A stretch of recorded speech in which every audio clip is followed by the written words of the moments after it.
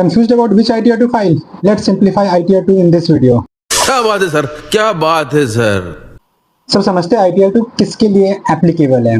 पहला जो इंडिविजुअल है एंड HUF है एंड इनका कोई भी इनकम फ्रॉम बिजनेस या प्रोफेशन से नहीं होता है तो ITR 2 फाइल कर सकते हैं। किसके सोर्स ऑफ इनकम होना चाहिए?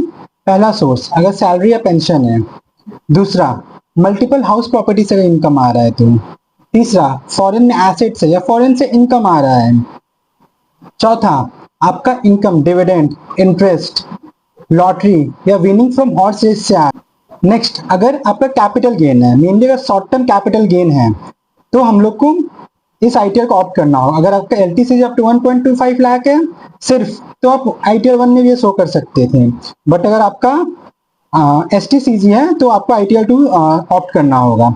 नेक्स्ट मोस्ट इंपॉर्टेंट थिंग, अगर आपकी कंपनी में डायरेक्टर है या फिर कोई अनलिस्टेड इक्विटी शेयर्स होल्ड करके रखे तब भी आपको ITR 2 ऑप्ट करना होगा। ITR 2 कौन फाइल नहीं कर सकते हैं? पहला जिनका इनकम फ्रॉम बिजनेस या प्रोफेशन है, दूसरा जो ITR 1 और सहज के लिए एलिजिबल है, मतलब जिनका सिंपल इनकम है, सिंपल सिर्फ सैलरी से आता है, एक सिंगल हाउस प्रॉपर्टी से इनकम आता है एंड इंटरेस्ट इनकम है तो ITR 1 फाइल करके अपना रिटर्न लगा सकते हैं, ITR 2 में ना जाए। In short ITR 2 is for salaried investor.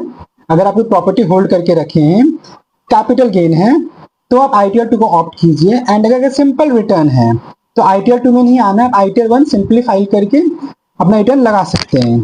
ये इन्फॉर्मेशन बहुत हेल्पफुल होगा। मैं इस वीडियो में ITR 1 का भी लिंक दे दिया हूं तो आप उसको गो थ्रू कर सकते हैं, किन लोगों के लिए एप्लीकेबल है। Thank you.